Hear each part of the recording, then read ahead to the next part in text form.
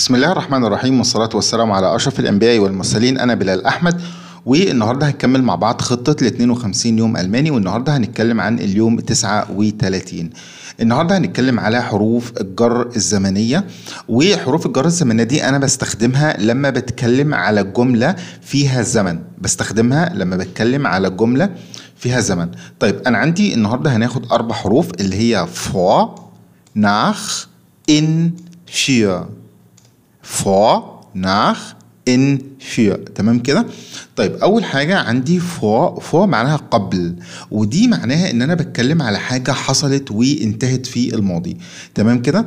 فأنا عايز أقول لك vor einen Monat من شهر فات reise ich nach Alex.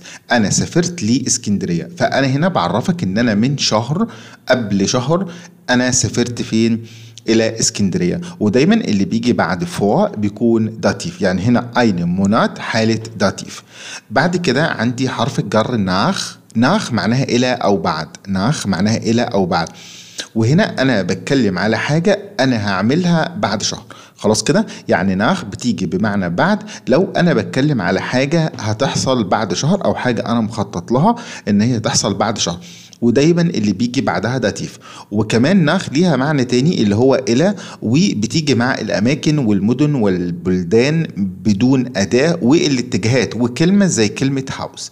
يعني ناخ ليها كده معنيين، المعنى الأول معنى زمني معناها بعد، والمعنى التاني معنى مكاني اللي هو إلى، وزي ما قلت لك بتيجي مع الأماكن والمدن والبلدان بدون أداة. ركز على كلمة بدون أداة، والاتجاهات وكلمة هاوس.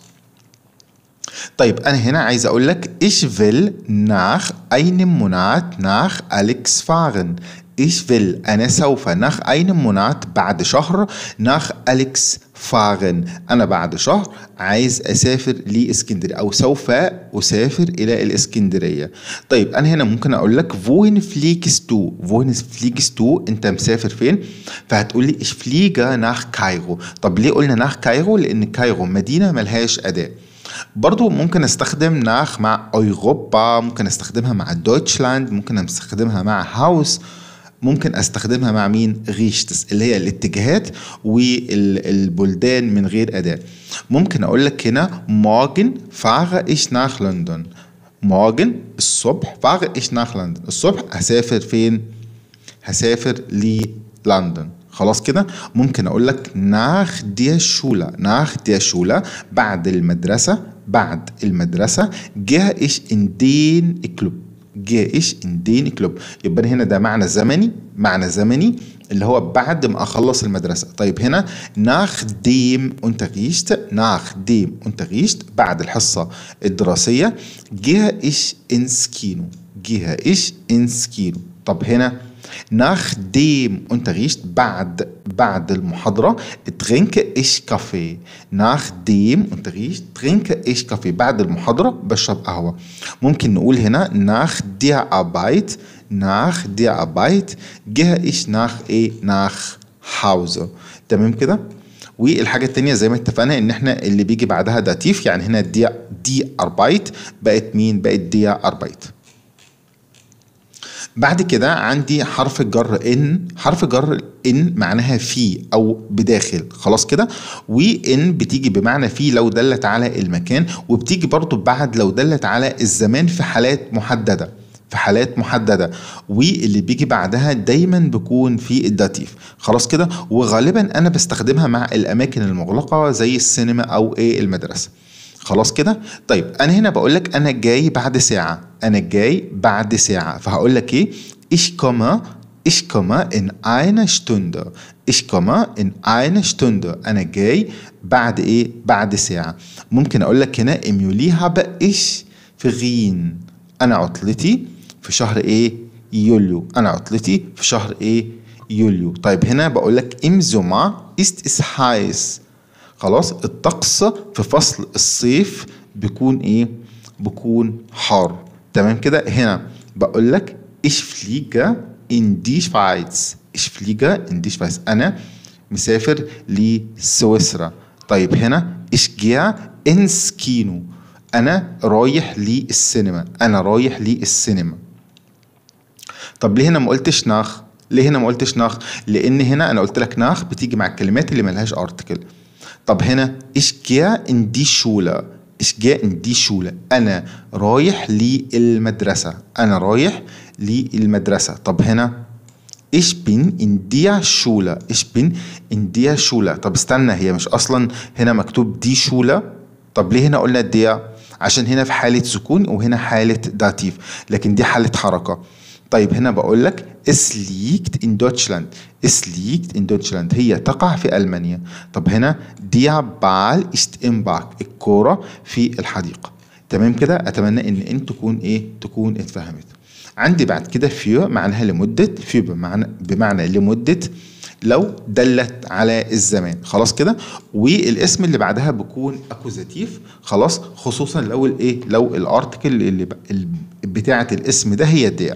طيب انا هنا ممكن اقول لك wir haben eine Pause für eine Stunde.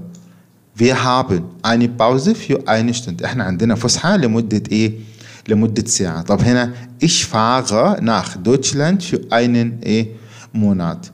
ich fahre nach Deutschland für einen Monat. أنا مسافر ألمانيا لمدة شهر. طب هنا er studiert für 4 Monate. هو بيدرس لمدة 4 شهور. طب هنا wir reisen für einen Monat. طيب الحاجة التانية اللي أنا عايز أقولها لك إن حروف الجر، يعني أنا هنا بدي لك فكرة بس عنها، لأن إن شاء الله في الخطة الجديدة بتاعة الأدفاي هنشرح حروف الجر بالتفصيل الممل. النقطة التانية اللي أنا عايزك تعرفها جزء الكوميونيكاسيون، إزاي إن أنت تطلب مساعدة. ممكن تقول Entschuldigung können Sie mir bitte helfen. Entschuldigung können Sie mir bitte helfen. المعذرة ممكن تساعدني. ممكن تقول wir haben ein Problem. wir haben ein Problem. إحنا عندنا مشكلة. خلاص. wir haben ein Problem. wir brauchen Ihre Hilfe. wir brauchen Ihre Hilfe. احنا عندنا مشكلة ومحتاجين مساعدة حضرتك. طب هنا eine Bitte noch ممكن طلب. eine Bitte noch ممكن طلب. können Sie mir helfen ممكن تساعدني، ممكن حضرتك تساعدني. eine Bitte noch können Sie mir helfen ممكن حضرتك تساعدني. طيب ازاي ان احنا نرد على طلب المساعدة؟ ممكن نقول was kann ich für Sie tun.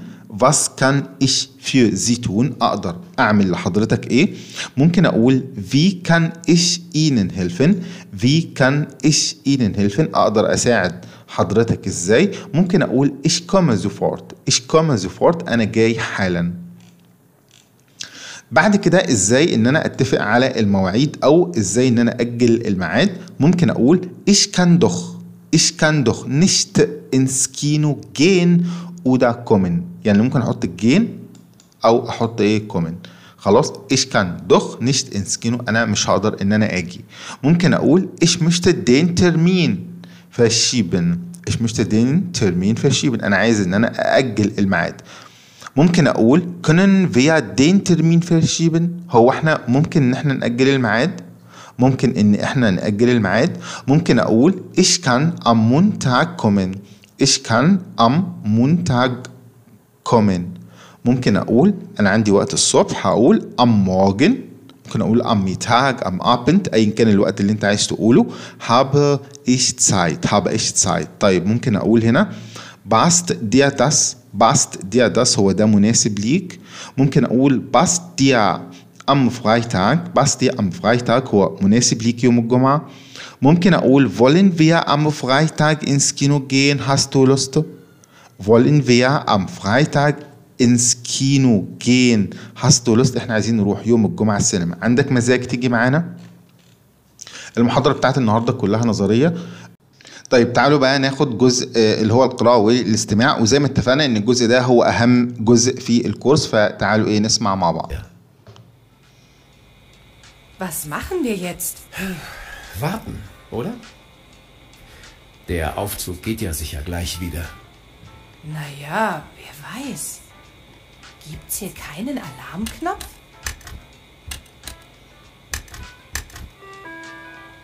Hotel International, technischer Service. Was kann ich für Sie tun? Hallo? Wir haben ein Problem hier. Der Aufzug steckt fest. Wir brauchen Ihre Hilfe. Verstehe. Ich glaube, wir sind zwischen Etage 11 und 12. 11 und 12. Gut, ich komme sofort. Danke. Diese Musik. Die gefällt Ihnen nicht, hm? Mir gefällt sie auch nicht so.